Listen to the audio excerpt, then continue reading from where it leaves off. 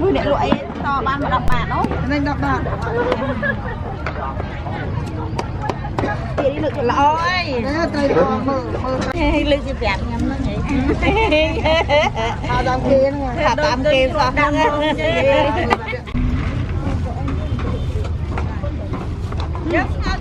Mày ơi chậm chung một tí mà.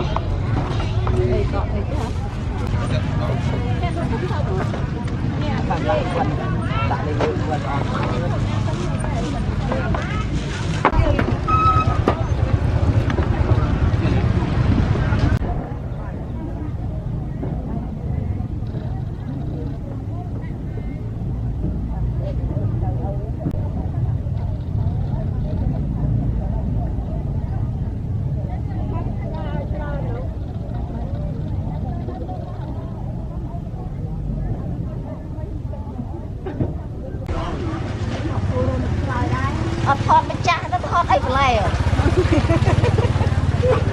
đập cục bia máu này đây là lấy cô mà đây là vô cương này cương ta sai không mà chơi nữa đừng xong lên thôi muốn chơi một vòng rồi anh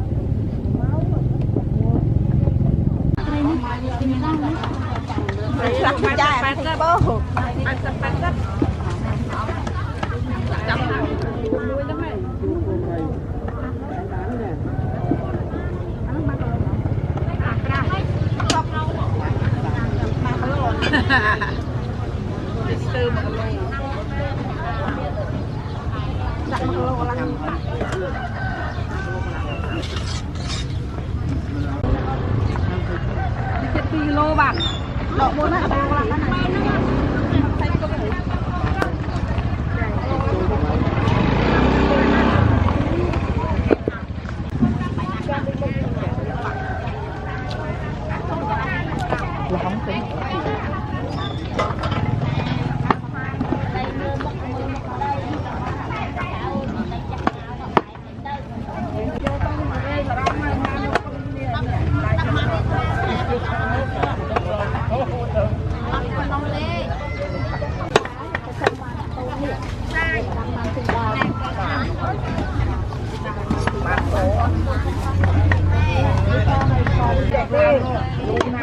cái lý mà đó là cái bóng mà đó đi tập kẹt thao bên này thấy là linh bài kriêm thì nó lần hai thao thao trong trong thành hình thường đấy trong để sao mình phải có mà cắt đài anh đi cái kinh này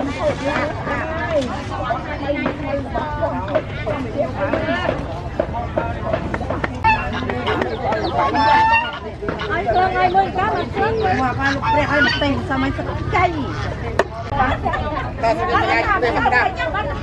ai lấy cái pí này bán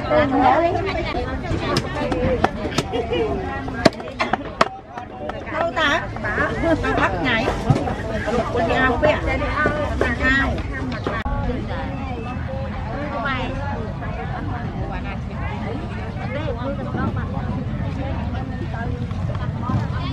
Tôi ơi tôi chân phạt tay lô lạc lô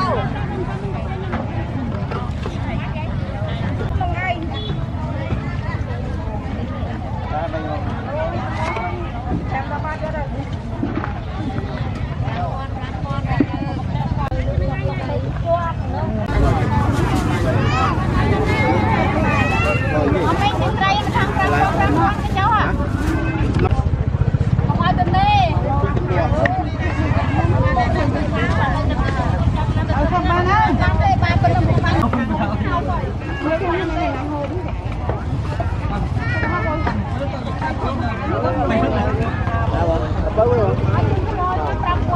vô vô